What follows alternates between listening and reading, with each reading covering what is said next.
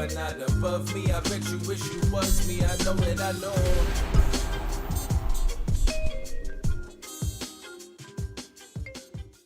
Good morning, everybody, and welcome to a Monday edition of the Only Friends podcast. We're here bright and early. I have business to attend to in LA, playing my arch rival, Doug Polk, on stream today. But prior to getting to all of that, I want to give you guys a little update on what's been coming out of this investigation. I have to tell you, I think I've seen the best synopsis of the entire thing as it goes down. Ball, a six-pack Coors Light, and a deep dish pie. We're ready to go. We got a lot of people in the chat today gonna call in. We got a nice 12-hour stream. Hope you don't want to sleep. We got Robbie J. Lou on the line at the center of this controversy. What do you got to say, Robbie, about the new allegations? I was on a lot of medication for ADHD. I was born with a golden spoon in my mouth, and money just really doesn't matter to me. I'm like, sorry, get pressed about it. What? I thought I had a 3, and I had the Jack of Clubs blocker. You know, I think what we have to be careful about when we examine these kinds of things, for all intents and purposes, is what the desired outcome will be for each and every scenario, and can we get through it with a modicum of self-respect, you know? And I, for one, think that we can. Yinzer. I've reviewed a lot of footage, and I've decided that the verdict is corn. Hey, it's your boy Poppy. We're coming in for a conservative 10 to 12 hours today. I hope you brought recreational drugs. You know, some people are just never gonna be in the game. And I think we need to be honest about that, or it's predatory. All right, I got my boy Nick Vertucci on the line. How you doing, Nicky? I want you to know I'm gonna get to the bottom of this. I got a history in law enforcement. The show is my life. And whoever fucked with this is gonna incur the wrath of me. I'll tell you that much. I don't care if it's someone who works for me. I'm gonna tear him down. Sorry, I need some sleep chocolate. Oh, whoa, relax. My chat is so negative. You just told me you hope my mom dies in a fire. Yo, that's too graphic. I'm gonna have to get some more moderators in Has here. anyone considered the possibility that Robbie pooped her pants? Yo, what is going on? Hey guys, Doug Polk here. In this well-structured and concise video, I am going to outline the reasons why I agree with Garrett Adelstein that on Hustler Casino Live, Robbie J. Lou and her alleged co-conspirators were cheating. I will implicate no less than 2 people in extramarital affairs. You guys are destroying my life. So I was acting a little erratic, and so some of my stories change. Well, guess what? The story of life changes often. Sorry, I can't hide my perfect tits for you, Harry Potter. Okay, first off, I'm 47 years old. I don't know why you're calling me Harry Potter. Also, how dare you? Mark Cuban's my friend. Okay, so again, we're crossing some lines here, people. It's your boy Joey. What's good, Poppy? That is fucking genius, man. So good. It's absolutely genius. I had no idea Caitlin was this talented. I'm blown away. Super talented. She went to NYU acting school. She. Yeah, it's obvious. Yeah, she's super talented. She has a bunch of scripts. There's a part 2 coming. I got to tell you, the Conrad impersonation was so good. What? So spot on. But when she combined it with the Melissa, it was because in the Twitter clip that part's cut out. Yeah. But I don't what she said. Being Melissa there wasn't that funny in isolation. But did you ever consider she pooped her pants with the Conrad laugh behind it? Was so good. And I have to give her a shout out. I learned I'm adding a new word to my arsenal.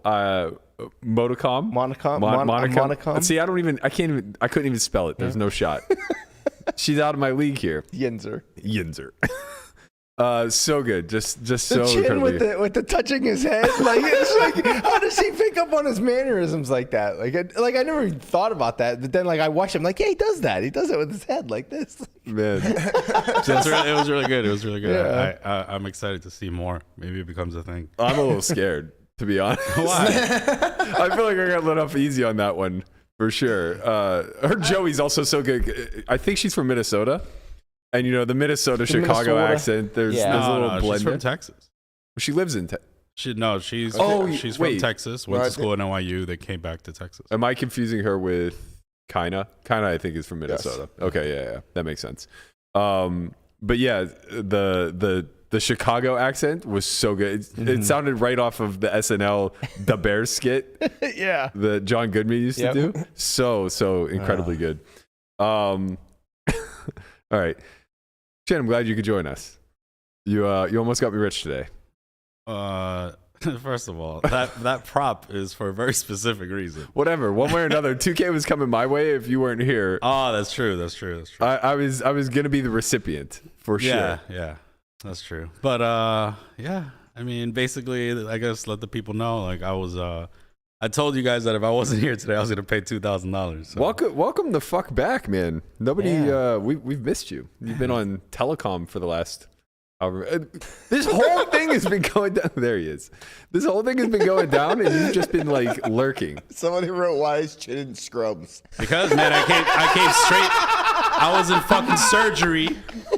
fucking surgery. You know, helping the people out, and then they're like, "Yo, the podcast." I'm like, "All right, take over." Yep. And then I was out. You know, relax, bro. What the fuck are you doing? What are you wearing?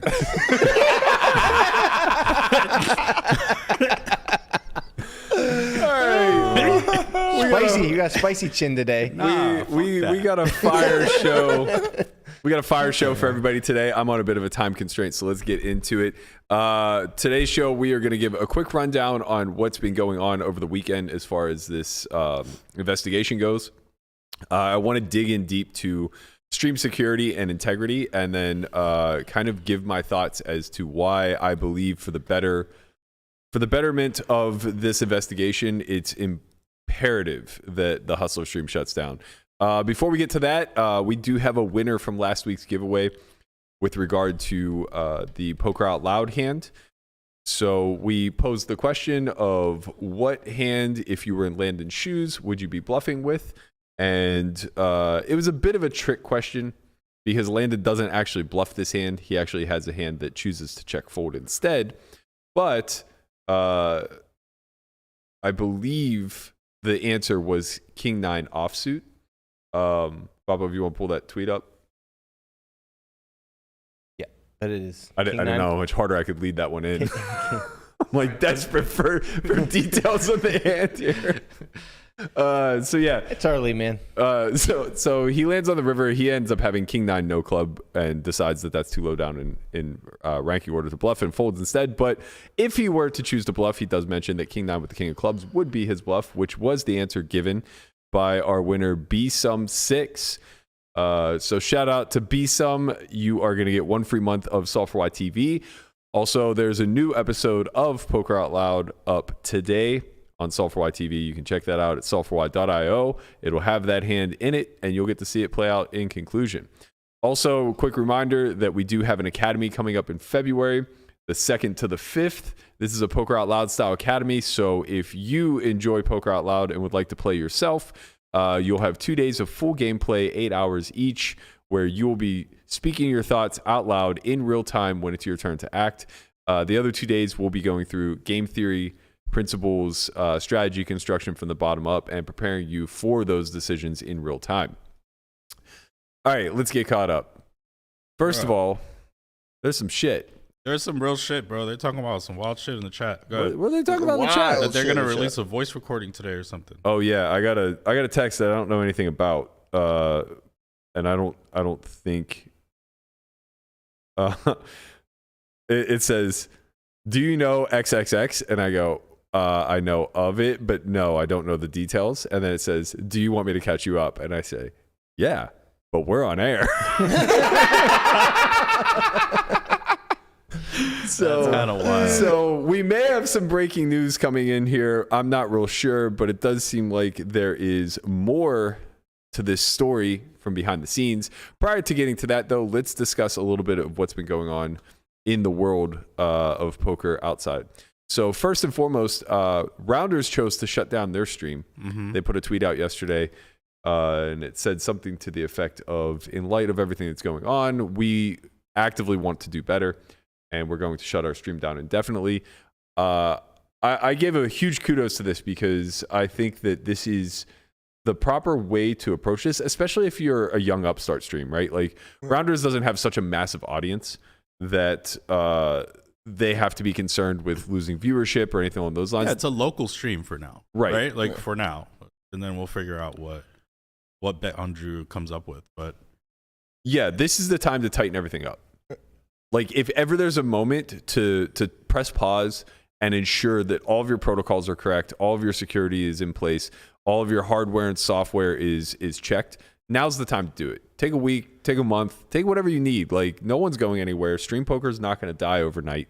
So huge shout out to Rounders for doing what I believe to be the right thing. Yeah. And I hope that more rooms follow suit by either taking a pause themselves and ensuring that their shit is right, because I know a lot of them aren't, or if they do already feel like their security protocols are tight, releasing some sort of statement letting us know, like, you know, these are the, basically I'm going to run through for the umpteenth time what the protocols are today, and I would like to hear messaging from the major stream houses. You know, before we get into that, I do want to mention that I spoke to a rep from PokerGo live at the bike.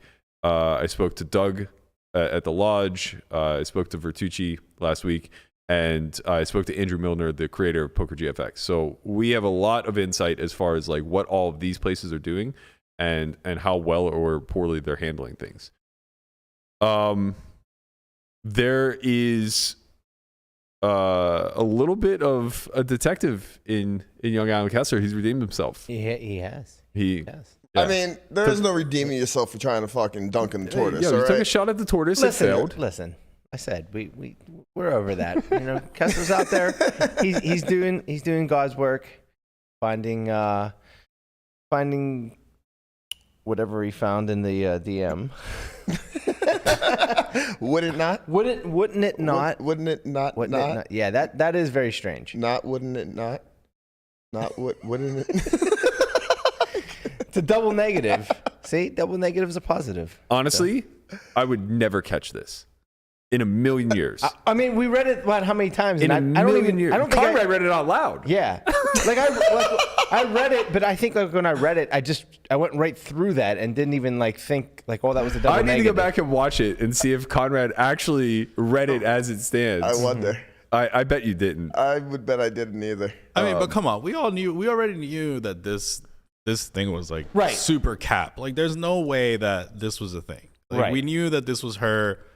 This is just kind of from the jump. It's just furthering the. It just kind of semi-proves it, I guess. Yeah. Well, also the ellipsy thing kind of got disproven a little bit because he had written some tweets where he used, which is wild, man. I've never seen anybody put a space before and after an ellipsy. No, and then they both did it. That's well. First of all, not that I'm a grammar Nazi, because trust me, if anyone gets it wrong, like I'm not a syntax guy, right? But the sheer meaning of what an ellipsy is. It would never require a space. Like it's a continuation of the thought. How come the woke people haven't come for that word yet? Ellipsy? No, Nazi. Good question. Ellipsy? The woke people were coming for ellipsy. I was real confused. Honestly, who knows? They might.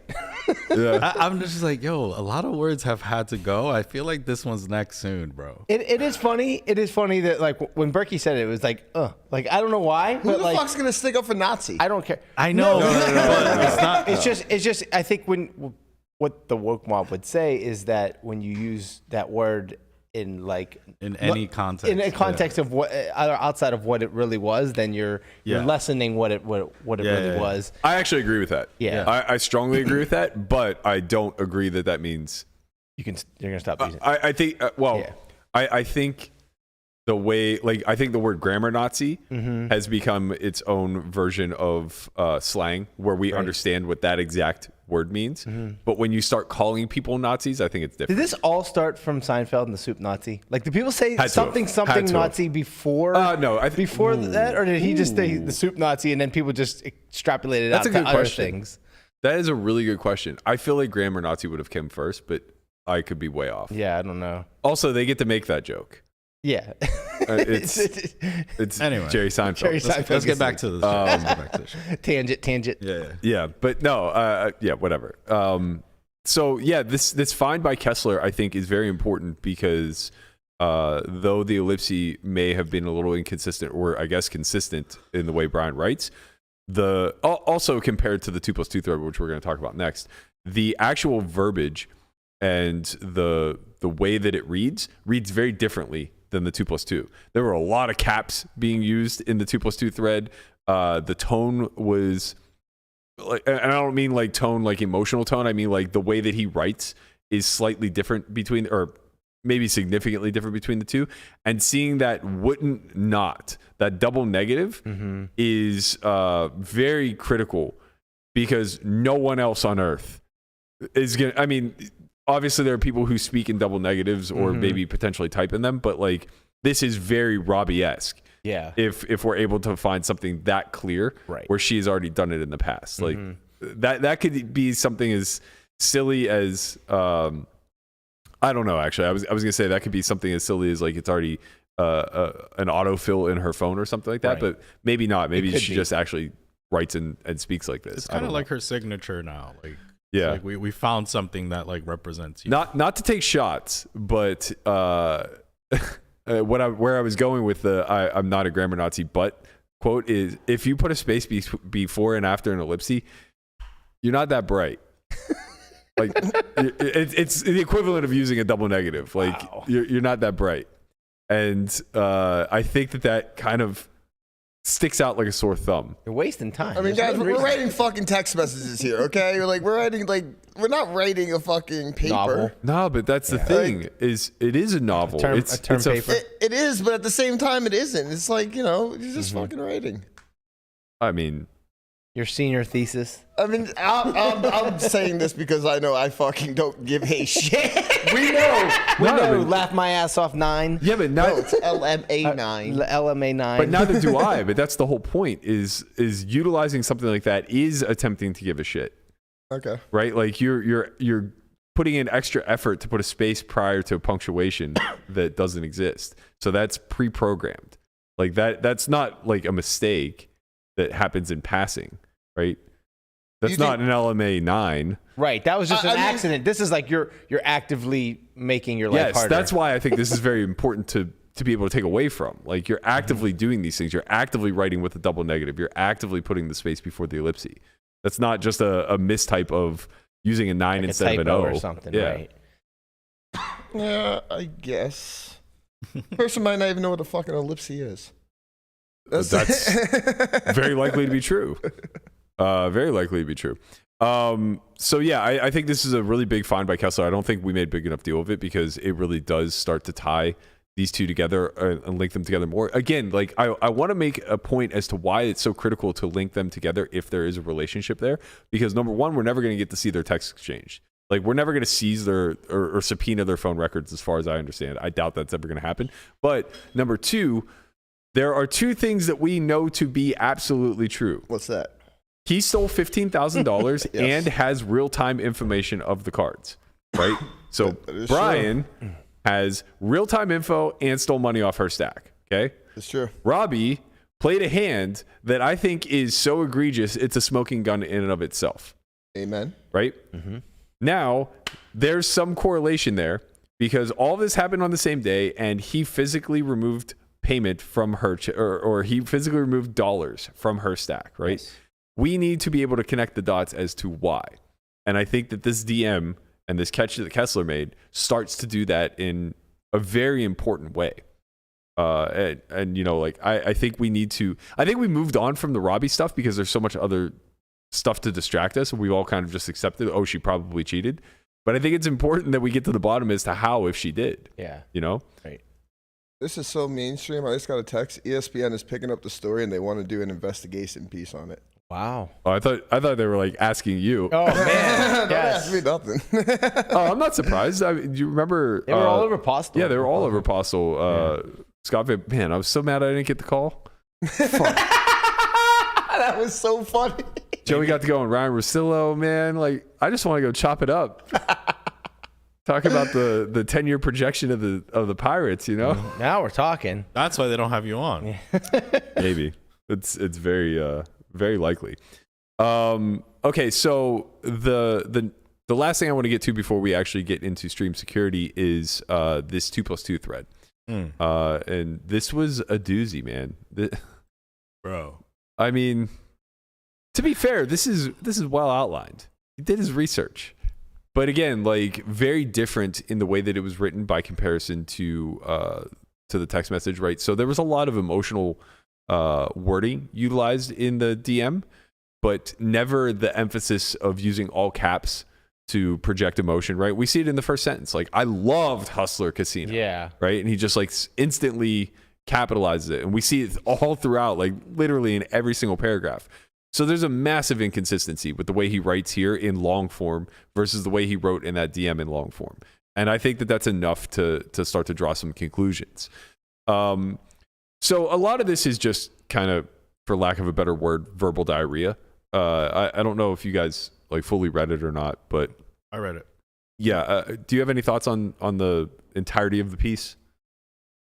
Very similar to what you said. It was like pretty emotional. It was more like saying like, look, it wasn't me. I know I look bad, but it wasn't me. Like, I don't know how else I can say it. And then he concluded by saying, I wish I could pick up the 200,000, but I have nothing to offer. Yeah, I do think that that's a relevant point. Like, of all the things that he spoke about, I think most of it was just trying to explain away circumstantial evidence.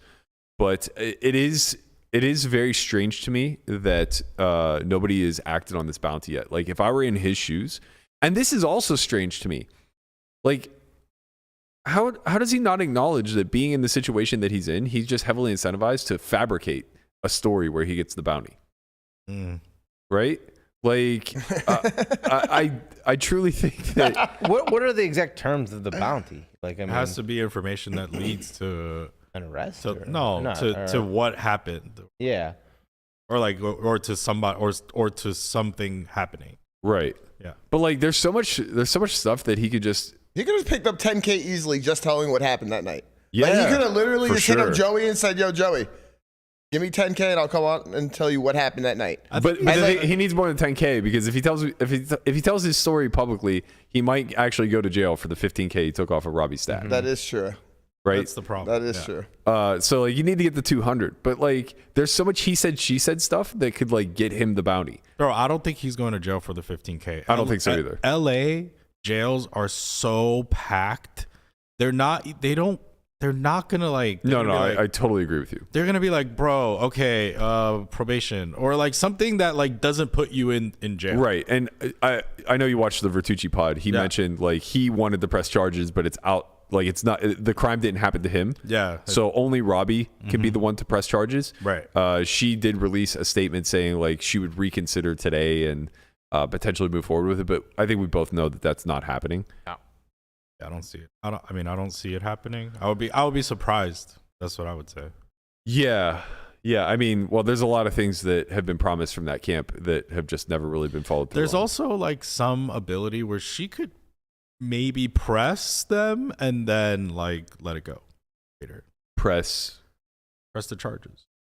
Oh, against and then dismiss them later. I don't know if it works that way. I think once you can drop the charges. You can eventually drop. Yeah, you can press charges and then reconsider and drop charges. If it's civil, right?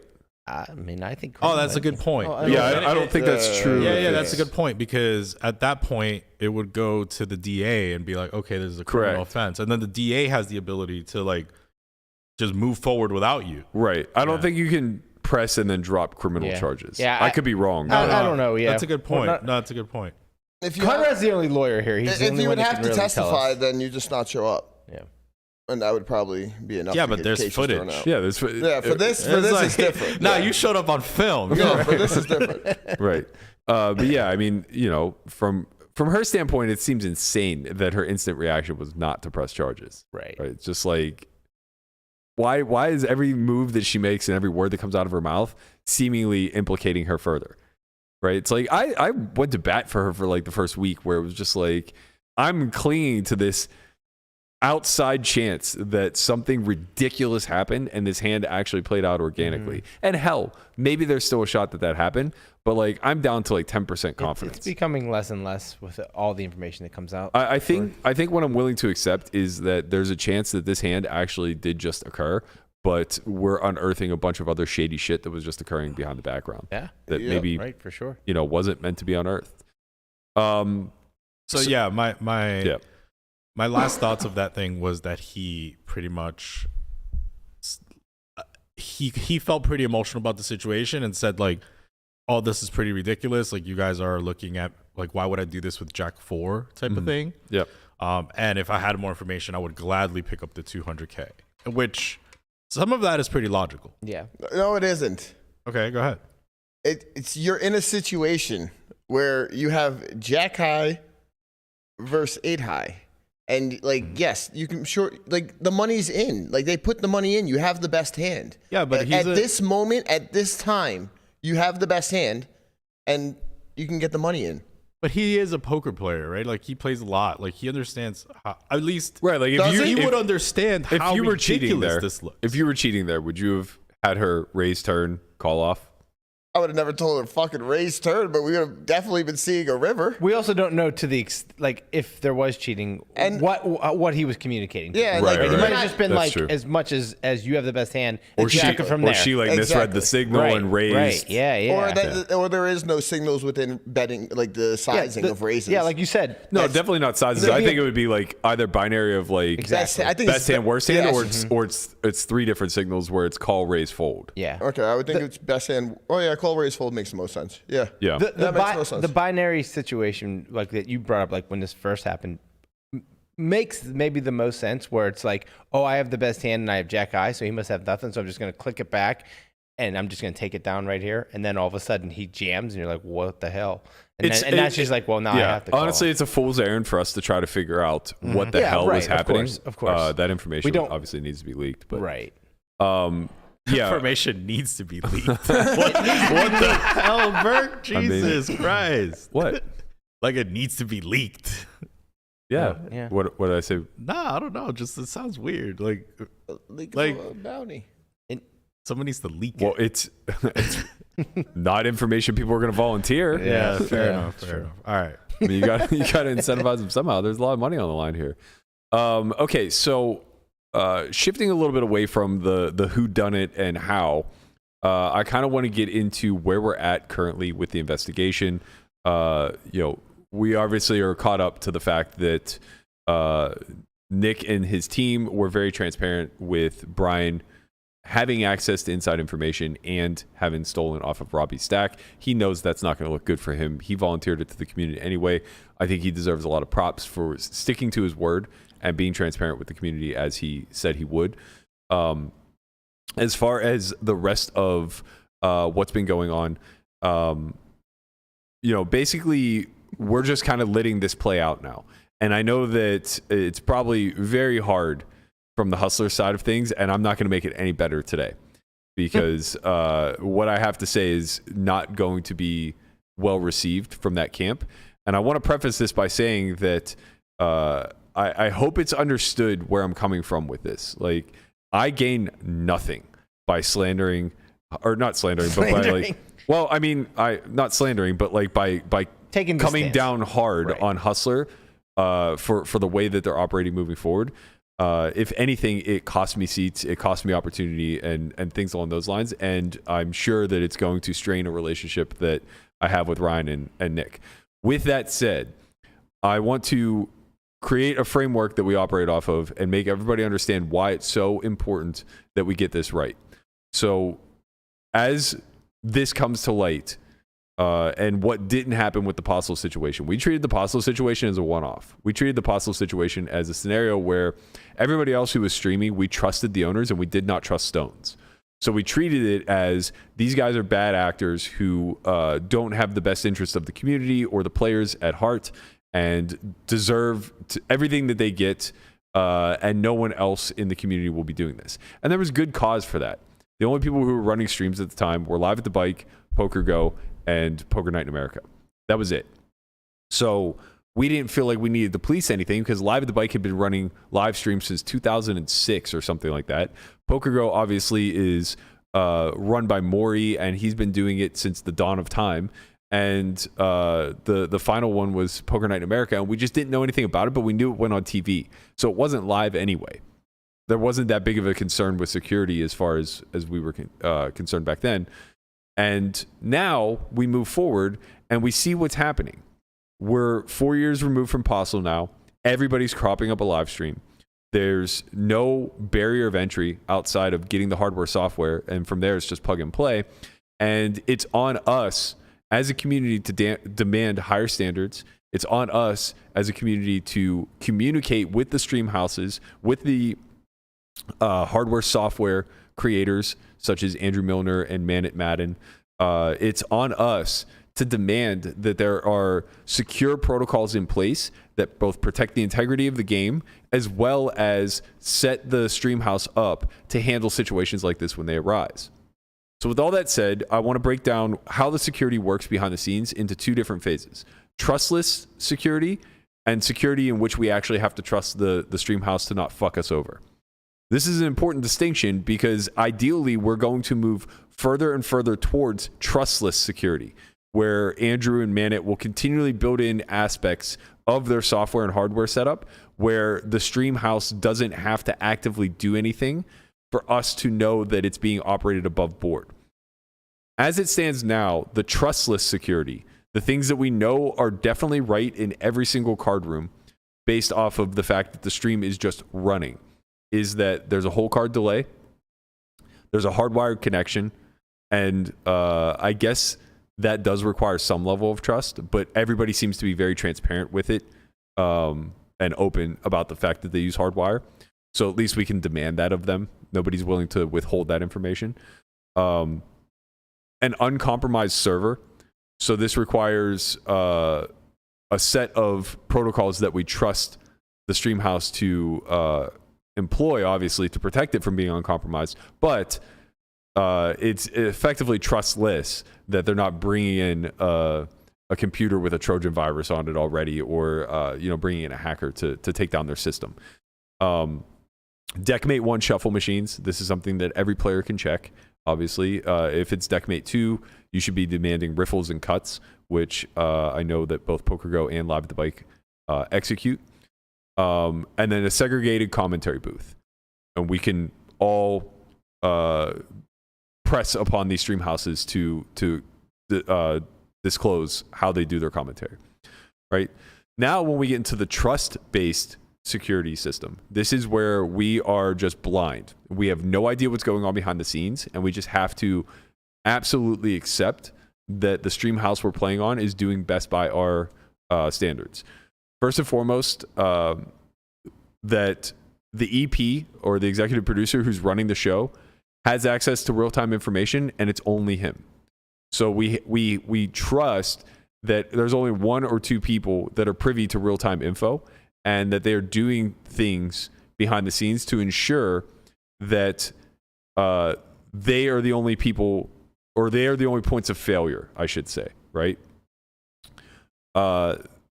This could be turned into a trustless system, and I'll explain that a little bit further. Live at the Bike is actually operating a relatively strong trustless system right now, and Andrew Milner is in the process of developing an even stronger mechanism to make it completely trustless. Secondary is communication with the staff. So we all know that there's communication with the dealer. That card didn't read. Can you tell seat 2 to put his cards on his reader? That type of stuff, right? That's two-way comm system. Now, there's no pertinent information being exchanged there. When the EP is talking to the dealer, they're just saying, like, a card isn't reading, whatever. When the dealer talks back, they're just saying, like, bet 25, check, fold, whatever, like for the action tracker purposes. Okay. So this is all fine.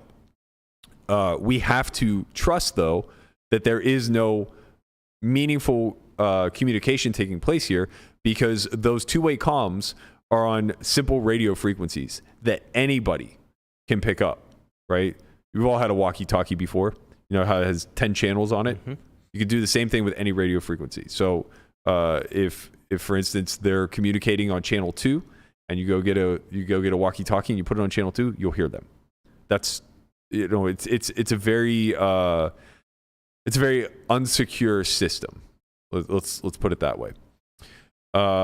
Third is access to the server / real-time info. We have to trust every single stream house that they are doing a good job of securing the control room, of securing the room that houses the computer with the server on it that gets the graphics in real time. We have to trust all of the people that have access to that room, and we have to trust that the stream house is limiting that access, right? This is all problematic, but there are, again, protocols that can be put into place that will allow us to actually police this, not just as a community, but specifically as a stream house. So, for instance, utilizing some sort of key fob to go in and out of the room that will create a log. That's very critical, right? Everybody has a unique ID. That log then gets entered every single time that they go in or out, and we're able to know precisely who has access, who's in, who's not, at least according to what the key is. Putting a camera over the door is a secondary function. Now we can double check, right? Okay, Christian's key fob was used, but that's not Christian. Now we have something, right? All of this stuff is very important to an investigation like what Nick and Hustler is doing right now, and they don't have any of this, which is a problem. Finally,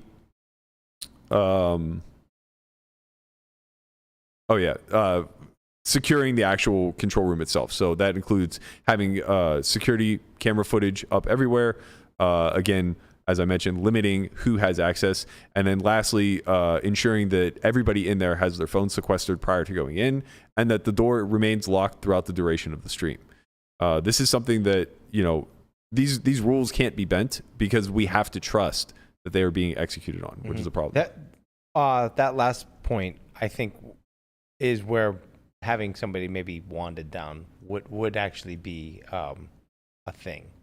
Like, it would be, like you said, like wanding down the players is not, we don't want to start doing that, but maybe wanding down the person one time when they go in, because they're going to go in and they're not going to come back out until the stream's over, essentially. I agree with you with staff. That's what I'm saying. With staff. Yes. So with staff, that's a good idea to wand them down. Correct. Because you can just take somebody's phone, they could just have another one. Correct. Right? The big reason why I'm so anti doing this to the patrons is because of the free-flowing nature of a poker game. Right. It's so disruptive. Right. And it prevents so little. Mm-hmm. But when it comes to staff, this is so much more controlled. Right? Of course. And this is where all of the cheating, if it takes place, will take place. Exactly. Right? It's where it all gets executed. Mm-hmm. So yeah, absolutely. This is literal point of failure. Right. Yeah. Right. Like, yes, the fact that Hustler is wanding down the players and not the people walking into the production room, that's a problem to me. That's absolutely ass backwards and a huge issue. Mm-hmm. Right. So I wholeheartedly agree. But again, now we have to trust, right? So this is where the security camera comes into play. Mm-hmm. This is where the log system comes into play. All of these things can be executed better. You got something, Shin? I got nothing right now. I'm listening. Okay. Let me see your phone. No, he's just reading chat. My phone's reading the He's chat. reading chat. I can see. All right. Now I want to get into the individual stream houses as I understand their security protocols. So as I mentioned, I reached out to somebody from PokerGo. I reached out to somebody at Live at the Bike. I reached out to Doug regarding the lodge, and I reached out to Andrew Milner regarding like the overall Poker GFX system. Okay, so let's start with the gold standard of the industry, PokerGo.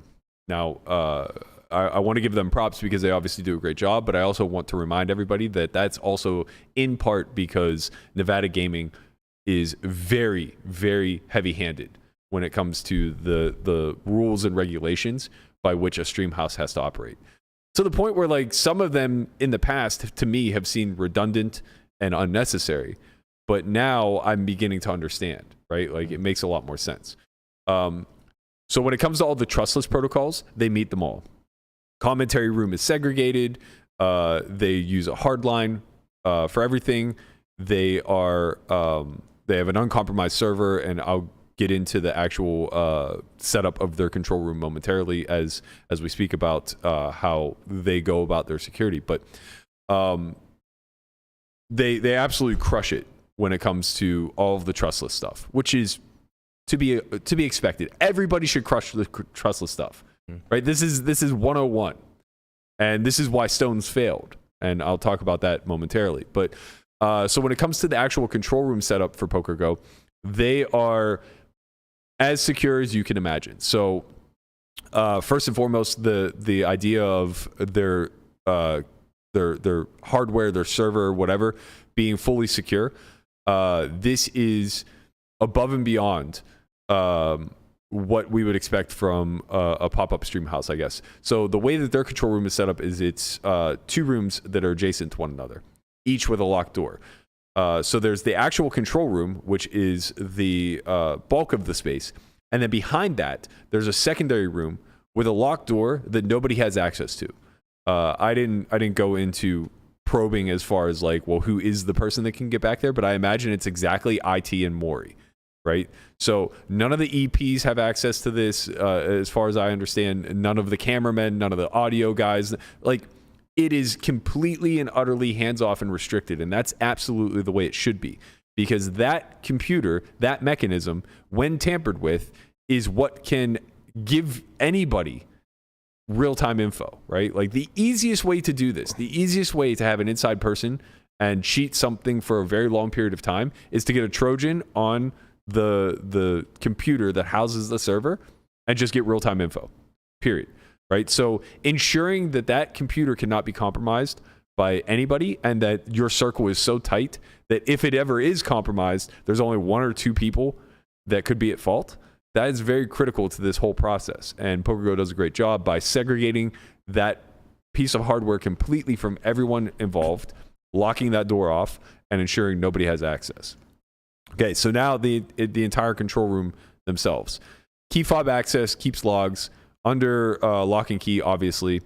It's covered by security camera, so everything is always above board and on file, if you will, right? Everything is logged. The access is restricted to specifically the director, EP, graphics and sound engineers, and then Maury if ever he needs to, right? And what I think is most notable about the PokerGo setup is it's run with such a tight ship. I've played on PokerGo somewhere in the neighborhood of 30 times. I don't know a single human being who works in that back room. Never met any of them. I've never seen the back room. I've never been offered a tour of the back room. I've never been granted access in any capacity, right? And that's very critical because it's a massive conflict of interest. I play on this stream. Right. The last thing you want is someone like me having access. So there's minimal foot traffic in the security room. Also, they operate a custom setup with their actual hardware, right? So they don't use PokerGFX. Not that there's anything wrong with PokerGFX. It's significantly better since the POL scenario. But when you build custom, as I said before, you're just able to streamline it in a way that reduces redundancies and makes it as secure as you possibly want it. All of this is very important. This is the gold standard. This is what we would love every stream house to be. Now, it's very expensive to do what they do. So it's idealistic, to say the least. When we move into now the lodge, having spoken with Doug, again, meets all the trustless protocols. And I'm going off of his word, obviously. I haven't seen the setup, but he told me that they are hardwired, they segregate their commentary, and they sequester the phones prior to anybody going into either the commentary booth or the server room. He didn't want to comment on who has access to the server room, or the control room, which is fine. They have no cameramen, so there's no two-way communication. And as I mentioned, the room is secured. All phones are sequestered by staff on hand. And then he wanted to mention that there are more changes coming soon, which I believe he's alluding to the new closed set that they're creating. Okay, going into live at the bike. Again, all trustless protocols are met. Hardwired, segregated commentary, et cetera, et cetera, et cetera, right? The actual control room itself, the server is away from the people who are working in the room, and they have a screen guard on the computer screen, so similar to your phone, like a privacy screen. So nobody in the peripheral of the computer will ever be able to see it. Secondarily, They operate full operation, no hole cards exposed until after the hand ends.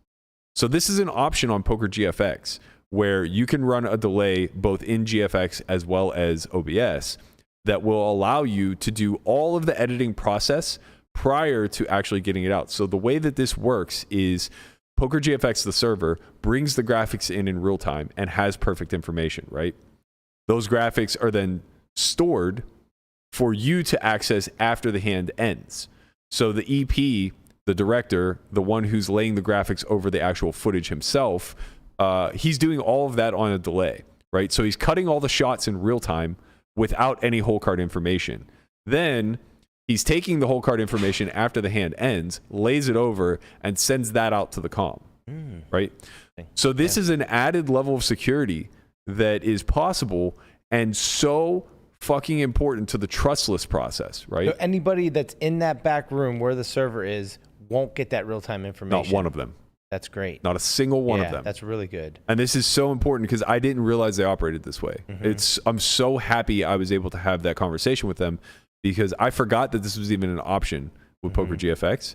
And it's an annoying one as the EP, right? Yeah, of course. Right. It's another step that they have to do. Well, it's not only just another step. Production process. It's not only another step, but it's very annoying because you have to remember he's setting up camera angles, right? He has a roving cameraman. Right. And he's telling him what shots to take. He's doing it blind. Yeah. He's just basing it off the fact that me and Polk are in a hand, and he's basically saying like, okay, well, I have the Polk angle covered, you take Berkey. Right. Right, that type of stuff. And it's never based off of like, well, Berkey has the nuts here and Polk has a bluff cut. You know what I mean? Like it's you're giving a simple example. When it's like 4 or 5 people in the hand, that makes it way more difficult. Right. So they're very above board as far as who has information. Again, the only people who have access to the room are the director, the EP, the graphic, and sound engineers. Security cameras cover all 4 corners of the room because they can, since there's no real-time info being shared. All of that's very important. All phones are sequestered prior to anybody going in there. And then finally, they do have radio communication. But again, because of the process in the back, there is no pertinent information that could be shared, right? Because they don't have it. If anything, like they could share information minutes afterwards, but it wouldn't mean anything to anybody trying to cheat. Finally, their cards are controlled by the casino and always put under lock and key. That's nice because it puts some onus on the actual casino itself to implore their security, and we know casinos take security a lot more seriously than these streams actually do. Okay. So the last one I want to cover prior to talking about Hustler is Stones. And, I think it's important for us to lay out what a bad setup looks like. Stones failed on the trustless features. They did not segregate their commentary room from the server room. They were adjacent to one another with only an unlocked door separating the two. So the way it was set up was a booth and then a door, and behind that door was the control room, which housed the server. That door was never locked. They did not use a wired connection. They used wireless. And I think back then it wasn't really... wireless was a new feature back then, so I think maybe I'm giving them the benefit of the doubt, but perhaps they overlooked the fact that it was less secure. I don't know. Phones were not sequestered by anybody who worked on the staff, be it commentary or people in the back server room. That's unbelievable. I mean, it's that's unbelievable right it there. Seems like, unbelievable, how? but wait till I tell you what's so much worse.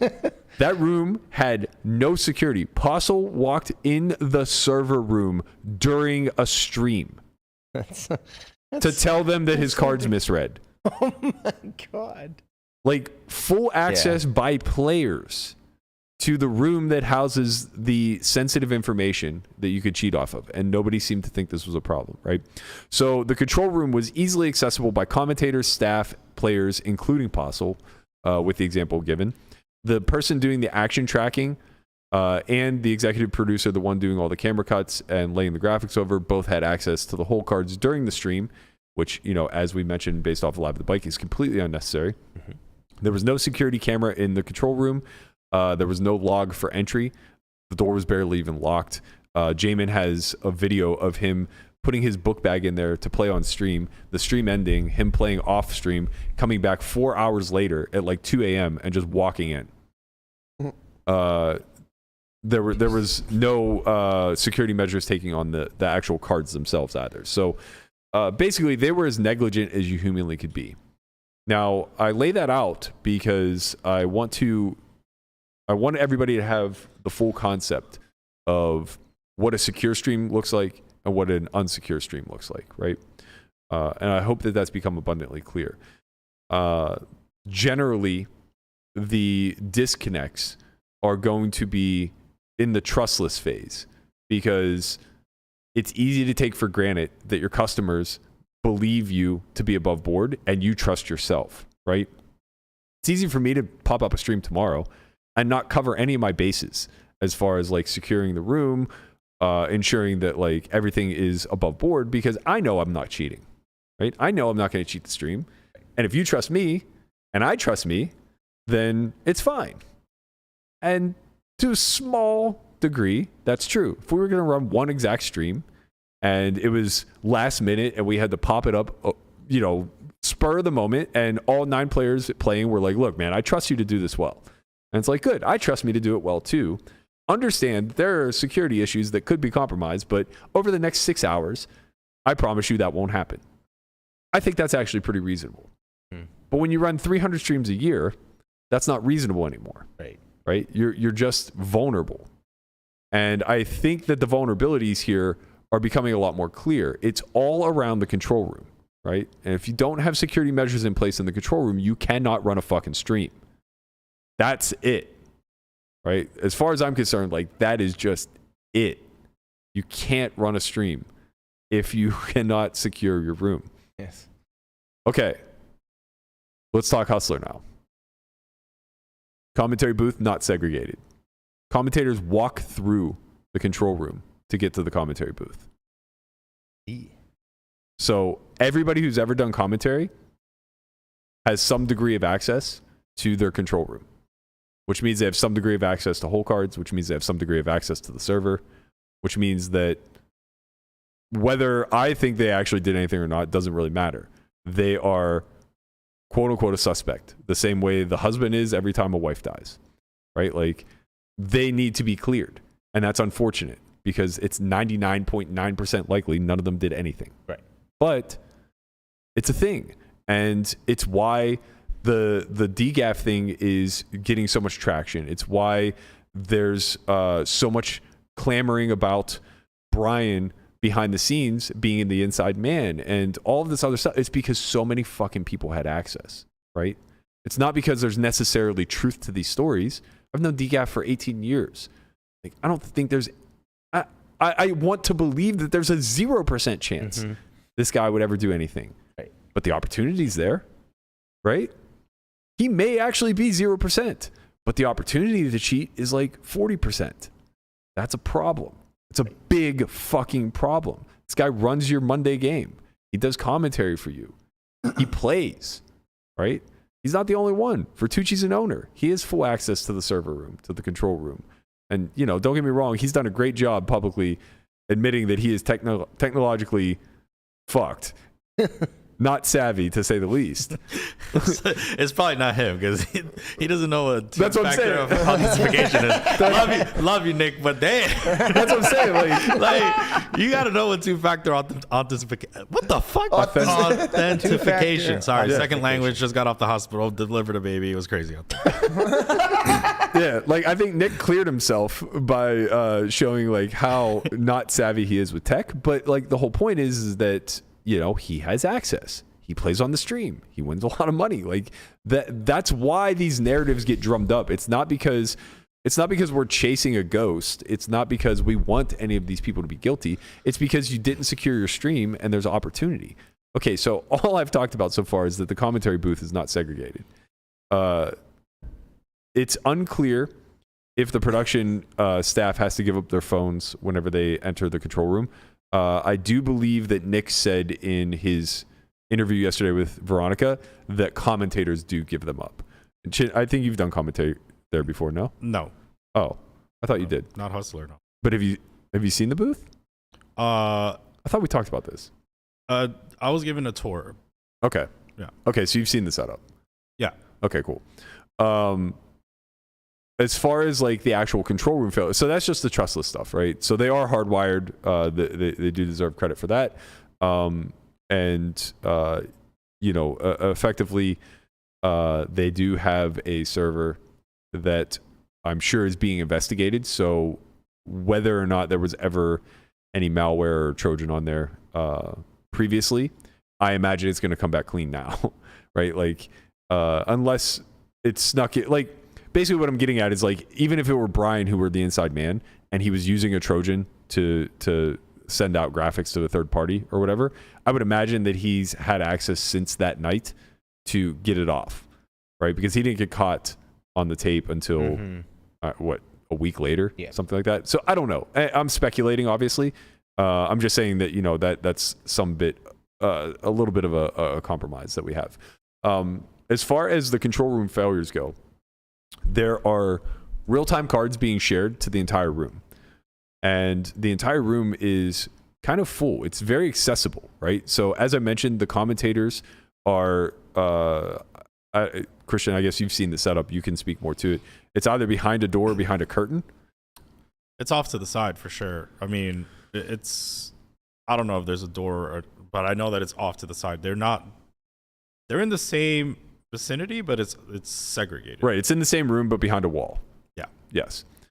So, there's, according to Bryan's 2+2 post, there are like 10 screens in there, all of which that are housing the real-time information. Rob, I don't know if you have the screenshot, but basically he's saying that it didn't matter where he was sitting in the room. He always could have seen the real-time info because there are so many screens available, something to the neighborhood of like 10 screens. The room is accessible by commentators, owners, everybody on the production team down to the cameramen. Again, I think this is poor optics, but I also think it's just like it demonstrates the negligence or the laissez-faire nature by which they treat the control room security. Giving Doug a tour is so fucking wrong, in my opinion. Like, Nick offered me to take a tour multiple times, and I refused. I said it's a conflict of interest. Like, this is an absolute conflict of interest. I want to play on your stream. I have played on your stream. I am not the guy who should be allowed behind the scenes to see how the sausage is made. Like, absolutely not, under no circumstance. And I get it. Doug is an influencer. Doug also runs a stream house himself. Like, it seems innocent enough, and it seems like one of those things where it's like, okay, well, it's a guided tour, right? We're there with him. We're making sure nothing happens, yada, yada, yada. But it's like, sure, but why put yourself in harm's way like that? Why do anything optically that looks so poor, especially when we're trusting you, right? This is a part of the trust system. This isn't part of the trustless stuff. You can let him see the trustless stuff. Show him the fucking hardwire that goes from the table to the room. Who cares? That's fine. Show him that the commentary booth is segregated. That's great. These are optically good things, right? These are things that everybody who plays on the stream should be aware of. I think that, like, letting him back there to see, how the production is done is very much not a correct choice, and it's optically poor at a bare minimum, even if, I'm not even accusing anything of having happened, obviously. I want to address a few things that Doug said in his video. So let's just roll the timestamp, Guapo. Here at the Hustler over the last 3 days. I got in from Boston to LA 2 days ago, very early in the morning on a 6 a.m. flight.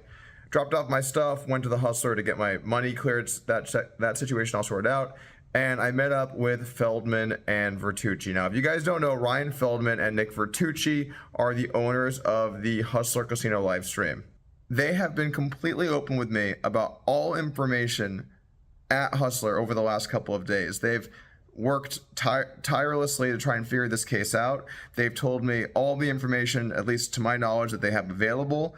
They've included me on decisions. They've shown me the back room. They have any single question I've had, they've answered. They've basically opened the book fully, because what they most care about, and they told me this directly, is they want the truth.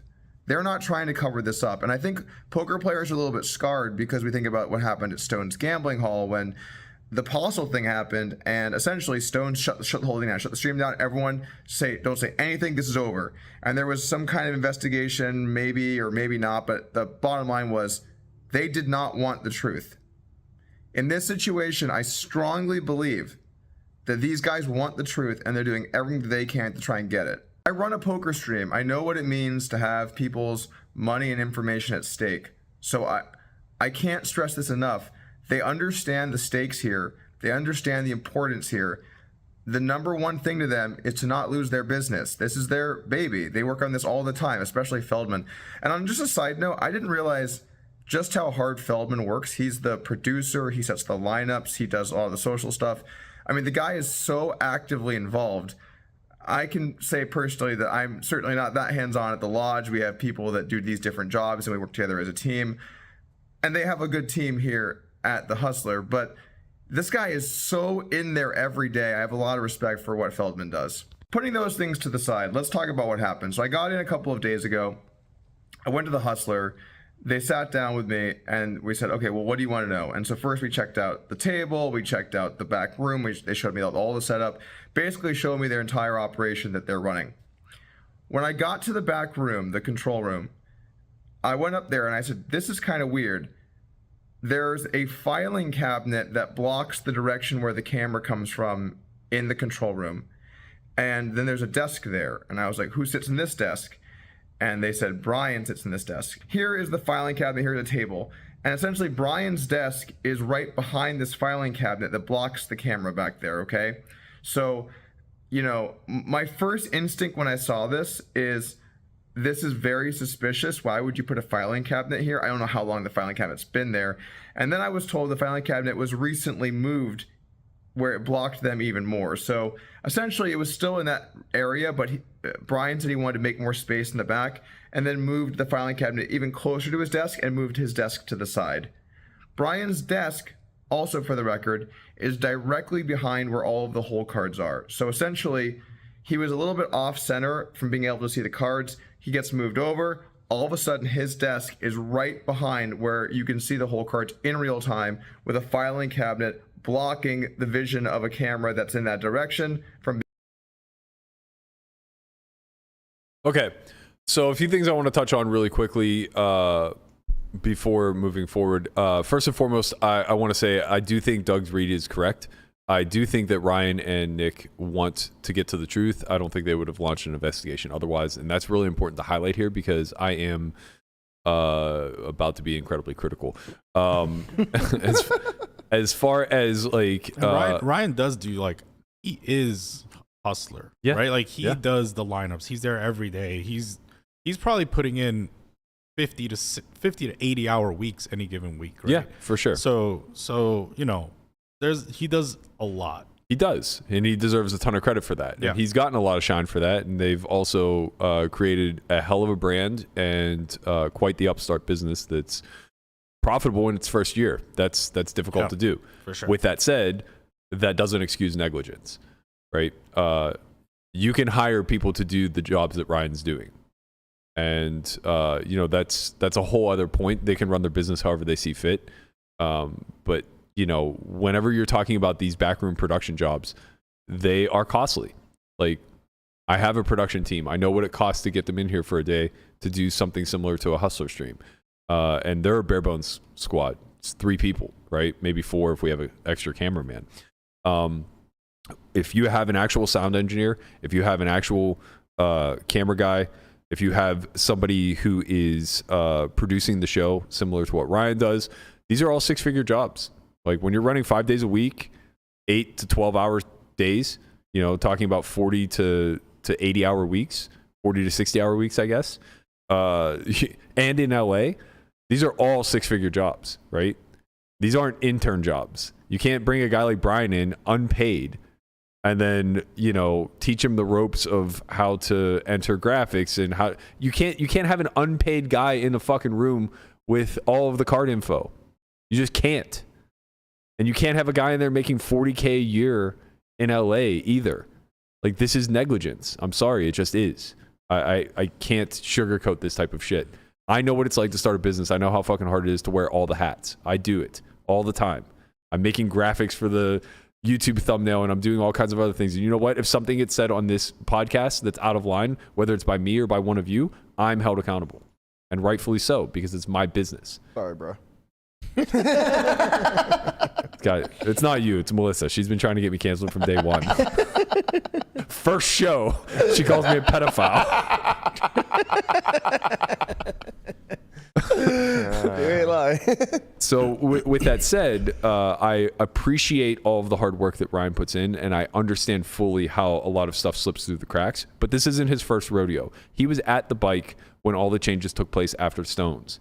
He was a part of executing the security upgrades. He's a big reason why they're as secure as they are now, right? So to start a new stream without any of the security measures is a real fucking red flag. How do you not segregate commentary booth? This is 101 shit, right? This is worse. Honestly, this is worse to me than not having a hardwired line. It's just insane. Secondarily, there's another thing that's going on that we haven't talked about yet. Well, first, Doug mentioned the lone security camera in the room has an obscured view, or an obstructed view rather, right? So whether this filing cabinet was moved in front of it or it was already there, whatever the case may be, it certainly is obstructing the view of some of the areas of the room, and that's obviously problematic when you have 5 or 6 people in there at any given time. The last thing, and this is so critical to understand, and I'm sure that it'll get dismissed as not that big of a deal, but I want you to understand how fucking important it is. So Hustler also has a roving cameraman who's being communicated through a 2-way radio. The difference is Ryan, who's communicating to him, or whoever's running the stream, whoever's doing all the camera cuts and everything else, has real-time info. Oh, jeez. And so that person has real-time info, and they have a communication to the outside. Yes. The person literally that standing anyone can intercept. Yeah. Anybody in the casino. You could be playing one limit poker across the fucking room. That's my game. You could intercept this. And this is so important to understand because it's something that could easily be overlooked and not understand how unsecure it actually is. And I don't care how mindful you are with your language.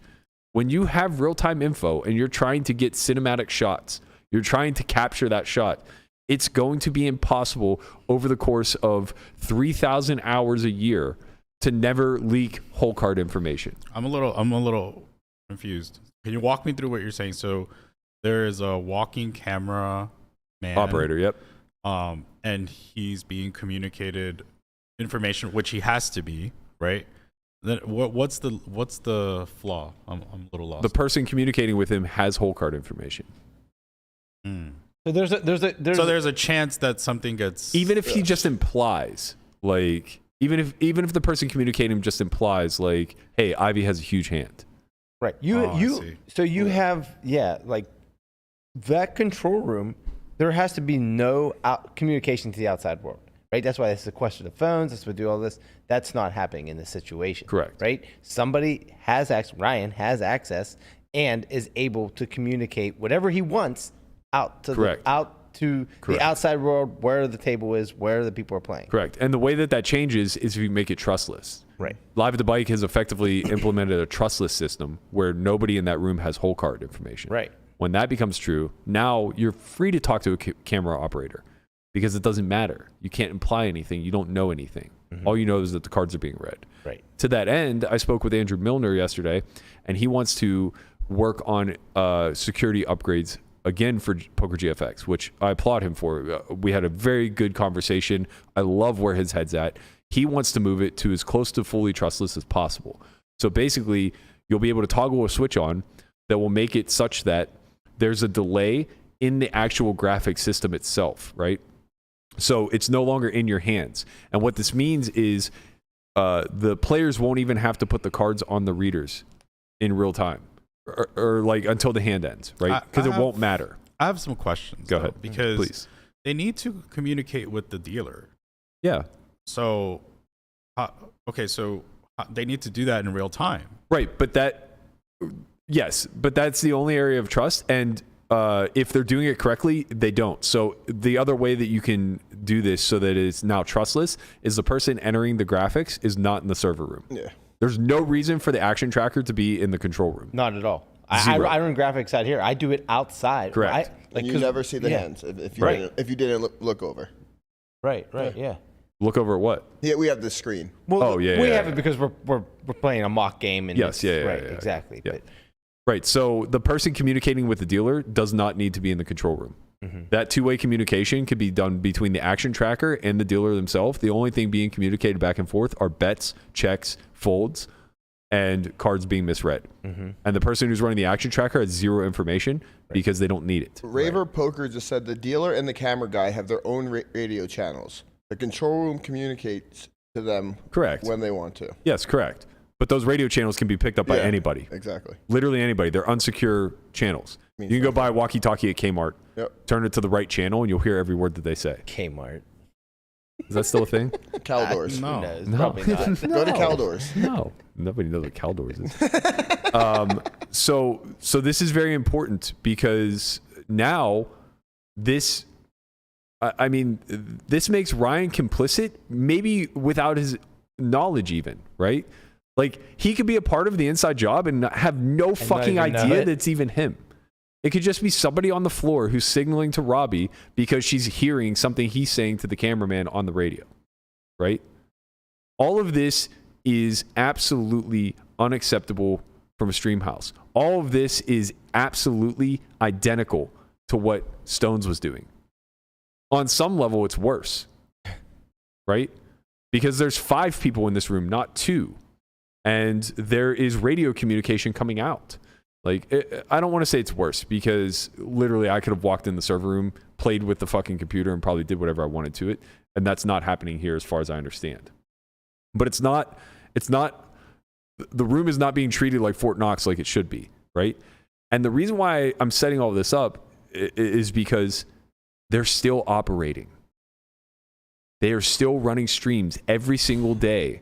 5 days a week. With this setup that is jankier than what I could do tomorrow in our office with no help. It's absolutely unacceptable from the community. We cannot let this stream continue as it stands. And I'm saying this with love. I want Hustler to succeed.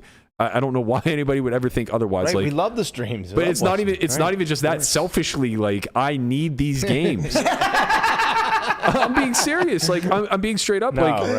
I'm heavily incentivized for them to get it right. Yes. I'm heavily incentivized for there to be as many big stream games as humanly possible so that I can get seats because I'm not getting them privately. You know what I mean? So all I want is there to be security. I want to feel safe whenever we sit down, and no one should be playing this game feeling safe right now, especially those that are being accused. So the fact that that with the new upgrade that Andrew is working on or implemented, that seems amazing. That, like, if you don't have to put your hand on the reader until the hand is over, so it's like you can protect yourself, yes. Right? So, you have an ability to. Nobody's going to know what your hand is except for you until the hand's over, like you would be playing anywhere else in the world. Right. So not on stream. Right. So it's funny because Andrew worded it the exact same way you just did. Mm-hmm. And to me, it's a redundancy. Like, I understand where both of you are coming from. It's assurance to the player, right? Where you're just like, I don't even care if you put your cards on your whole cam. Or your reader until the hand's over. Like, feel good about this. Feel secure about this. This is now trustless. It's nice to be able to you have the control. Yes. Is what I'm saying. Yes, absolutely. And that's what he was saying too. And it was a very good point. I felt it to be redundant because if that's the case, what that means is even if they're on the reader, the information is not being stored yet.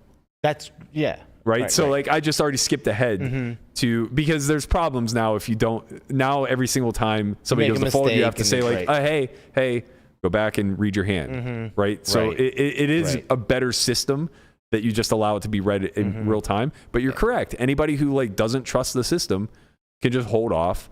And that is going to be a big step moving forward. We want to make this as trustless as possible, which I think is very, very, very critical. Yeah. It's like when you're playing, especially for the amount of stakes that you're playing, the amount of money that's on the table, like the last thing, like you want to be concentrating on the game, on your hands, on your play. the last thing you want to be like thinking about the entire time is, can someone see my hand? Is it secure?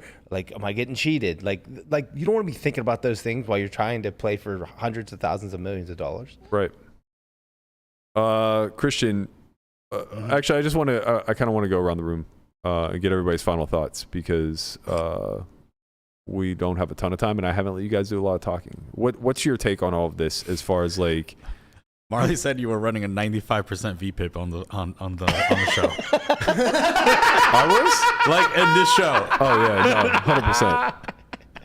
Yeah, well, I did 100% of the prep work. I was literally about to say, in Berkey's defense, he did talk to all these people and outline the whole thing. Yeah, so. look, you find me some people who sit on this show, do some goddamn prep work, and I'll stop talking. I was delivering a baby, man. No, look, I watch all the streams. Like I in regards to Hustler, like I am one of their biggest fans for sure. Like I watch every single stream they have. So I want them to succeed more than anyone, right? Like, the goal is for all the poker streams to succeed and make the game better. So with what you're saying, yeah, I mean, I think that they believe mistakes were made. I think I think they understand that part now. I don't know what the current things they're doing are. That I'm sure that there are like major changes that have been made even like today. And maybe they feel comfortable enough to move forward with the current changes as they're ramping up things. Well, so Nick mentioned, I'll say two things. I spoke to Nick about this, and he basically said, like, look, man, we're doing our best, and we're going to do better. Like, we are going to fix these problems. Yeah. Thank you for bringing them to my attention, yada, yada, yada. And I said, okay, great, but that's not good enough. And in Veronica's interview, or on the Nick Vertucci show that they did the podcast, he basically said, like, there will be big sweeping changes. And she asked him for a timeline. And it was like, well, it's going to take a week to 10 days to even get the cybersecurity team in there. It's going to take this amount of time to do this and that and the other. And he basically said, like, a few months. And it's like, well, this stream cannot operate for a few months under its current security protocol. It just cannot.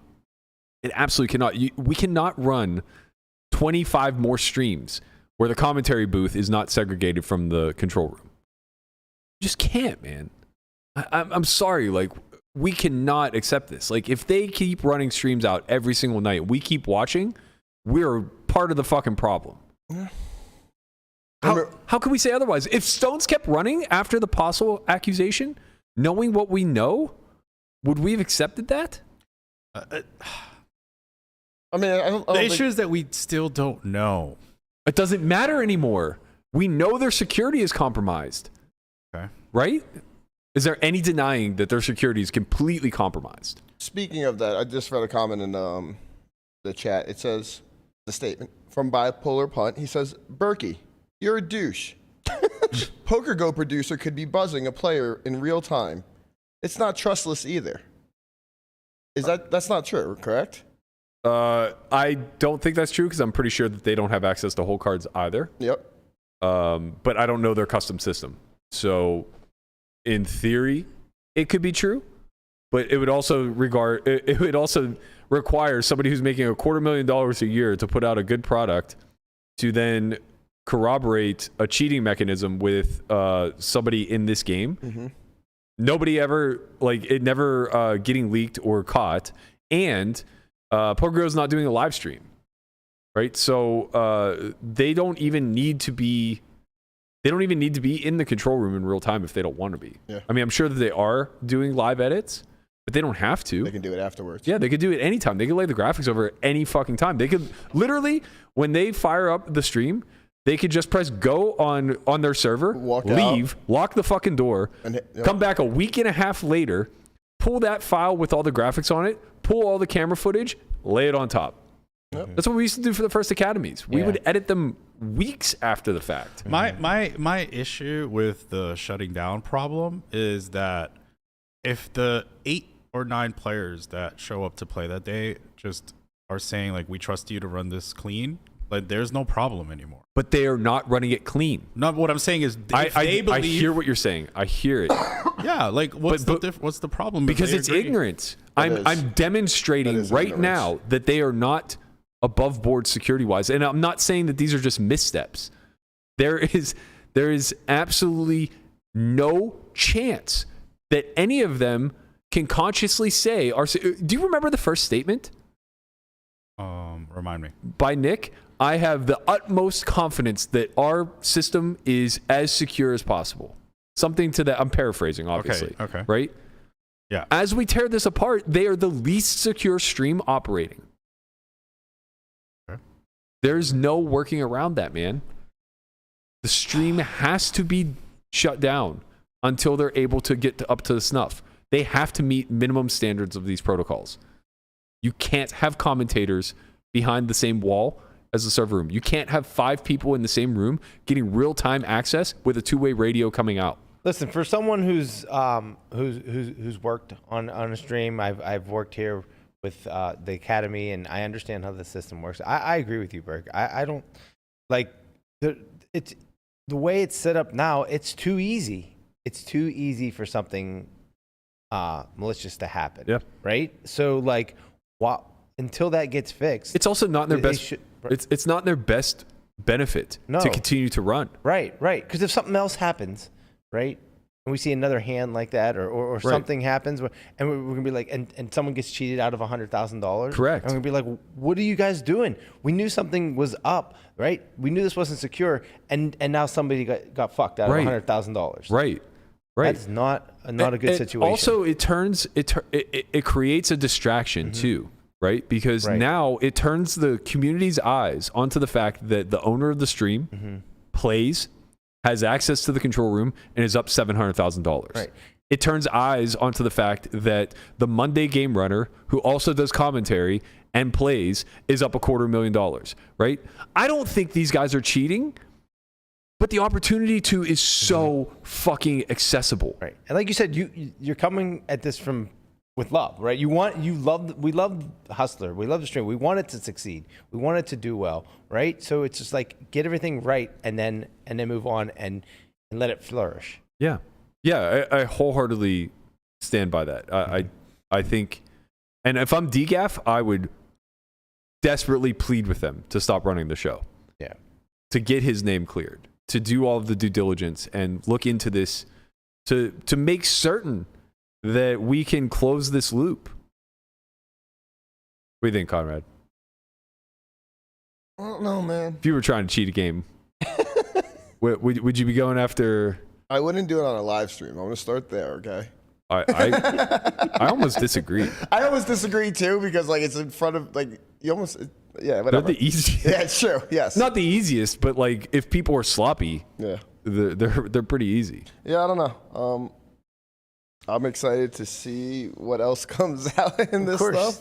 He's following the drama. Yeah, he's following the drama. You're about the security. I want to know what the fuck's going on here. Like, I hear you. I want to know who cheated in this situation. You want to prevent in the future. Understandable. I want to know who did what here. Give me your final thoughts, Jin. I don't know, man. Like, my final thoughts are like, I guess I'm like fucking Republican now. I don't know. I think if 8 people show up and they want to play with their money in this way, I feel like it's fine. You're like so if these 8 Republican. people's money are saying it's okay. Like, so wait. What if you're Ling Ling and you don't watch our show, you don't pay attention to poker Twitter, you don't watch Joey, you don't know anything that's going on, and you show up and everybody's just like, yeah, man, everything's fine. And what's she supposed to know? Just in case Ling Ling does watch this show, we love you, Ling Ling. Yeah, shout out to Ling Ling. Shout out to Ling Ling is one of the best. Ling Ling really is one of the best people. She's on for the sure show, goated. For sure. Not everyone's in the know, bro. I get that. Yeah. I get that. A lot of people are blinded. I get it. But all right, fine. That's a good argument. But I just think that, they trust that these guys are doing right by them. The problem is because it's in a casino. And the problem is they don't know the system. Like if they were to see the system of how things went on and like draw on a map, They're not, a lot of these people aren't going to want to play. The ones that are very close with them I'm will the say exact yes. same. I walk into a casino and I trust everything about it. Of course, it's a casino. Right, but now I think back to the times where like I was a little sketch on a game that I was playing in a casino, and I realized now there was a deckmate too. Yeah. And they weren't cutting the fucking deck. Who knows? Yeah. Like you had those 8 people sit down, right? And they're like, yeah, we trust it. And then they got a handout with all the bullet points of how the security works. And then they said, okay, now what do you think? Right. Yeah, but there is a level of just trust between, like, look, it's not like they don't know what's happened. Like, there's no person that's in the game that doesn't know what's happened. They're joking about it during the game. No, but there's a big difference between thinking Robbie was signaling with Rip versus production could be compromised. Yes. Like, there's a huge thing here. Like, if production is compromised, like, and people don't know that. Like, they're just like, all right, how did they cheat? All right, it's probably an incident by them. Like, just those two. If they're not watching all streams, not on Twitter, not doing things, like, right. They don't know the security system. So it's like, yeah, I don't know. Okay. I mean, yeah, I guess I see both sides. I'm trying to, not be, let's not live in like what's that called? A chamber? Echo chamber. I mean, it's just protection for the players as well. Like, at this point, it's just complete protection for them not to I'm run. glad Chin pushes back. Like, don't get me wrong. I think that it is important that we recognize that, these guys do good work, and we're not trying to throw them under the bus or accuse them as being, terrible human beings, or that the stream should be burned to the ground. It's just like, you got to get your shit right. Chin went from Democrat to Republican, then back to independent. Right. Yeah. But no, it's like, when people point out clear and utter vulnerabilities in the system that you have set up, you don't just like turn a blind eye and say like, we'll take care of that when we take care of it. Right. Like, at some point, all right, let me make this a little bit easier of an analogy, Chin. If you're about to board a plane. Okay, guys. I don't know where this is going, but I'm probably getting off the plane, all right? You're not getting you're not getting off the. So you're about to board a plane, and the people behind the scenes who are in the know say, "Oh man, this plane is overcrowded. It's beyond the weight capacity, right?" And that's passed along from me, an expert, to the heads of Southwest. And the heads of Southwest confer amongst each other and say, well, it's too expensive for us to shut this flight down. Let's just fucking run it. It's only X% likely that it crashes and burns. You trust them, right? Okay, I see. I got you, bro. This is your life we're talking about. That's Life, funny. money, it's the same thing. This is your life, They equal the same in the situation. Right. Now, the difference is they're not incentivized to kill you. But on a live stream where there's a lot of money involved, there's a lot of incentive for bad actors to chase that money. Right. That makes sense. Makes sense, bro. Right? There's a lot of vulnerabilities. The same thing. You said the same. They're the same, God damn. Okay. I want to give my final thoughts really quickly because I have to get out of here. But basically, to wrap this up, I don't believe the stream can operate any longer in good faith. I implore Ryan and Nick to do the right thing, to shut it down, to bring in a proper investigation, to understand that this investigation as it stands is borderline compromised. There will be a lot of things that won't be able to be checked. Like, basically they can improve upon a lot of these security measures, but because these holes exist, there are a lot of breaches where cheating could have occurred, and we'll probably never get to the bottom of it. As far as the investigation goes currently, barring us finding a Trojan on the computer, I feel like we're almost certain to come up short as far as getting answers as to whether or not Robbie cheated, as to whether or not there were other cheating mechanisms in place, whether or not this is a full ring of people or just a lone actor. But I do have a pretty high degree of confidence that there was cheating at a bare minimum just on the Jack 4 hand. That's a bare minimum.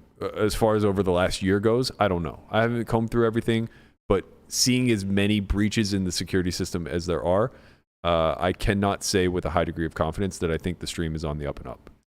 Yeah, look, the reason I present these arguments is because it's important that we talk about things that we also may or may not believe, right? Like the community has certain pushbacks to what you're saying. And I think it's important that we're not just all just like, yeah, Berkey, go ahead. Yeah, talk your shit. You know, like push back. we have to kind of talk about all scenarios here. I'm all for steel manning this. If you have a good counter argument, I'm happy to hear it. Sometimes my arguments aren't good. They're just the arguments I hear, and it's important totally to talk about it. Yeah, that's totally fine. And I appreciate that. I wouldn't have you on otherwise. I'm beginning to accept the outcome of this is us never having a sense of closure. And I think that that's just okay.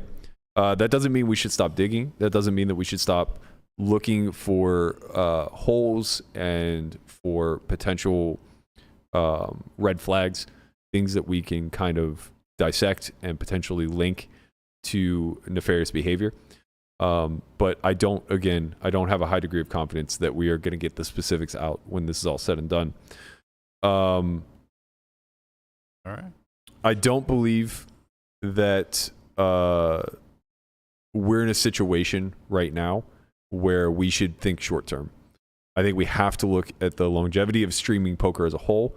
I think we need to understand that the gold standard is the gold standard for a reason, and we need to get all of the major stream houses, especially these ones that are doing big games with a ton of money on the table. We have to get them up to snuff.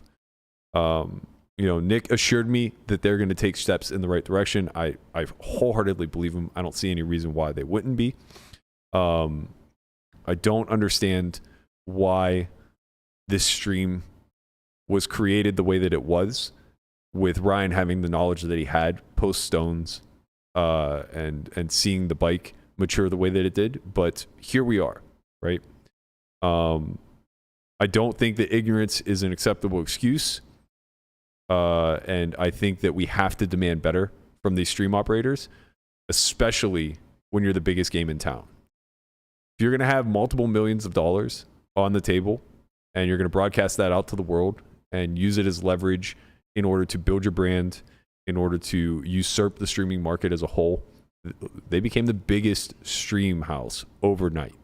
Bigger than PokerGo, bigger than Triton, bigger than all of these other entities that exist and are pouring millions and millions of dollars into production.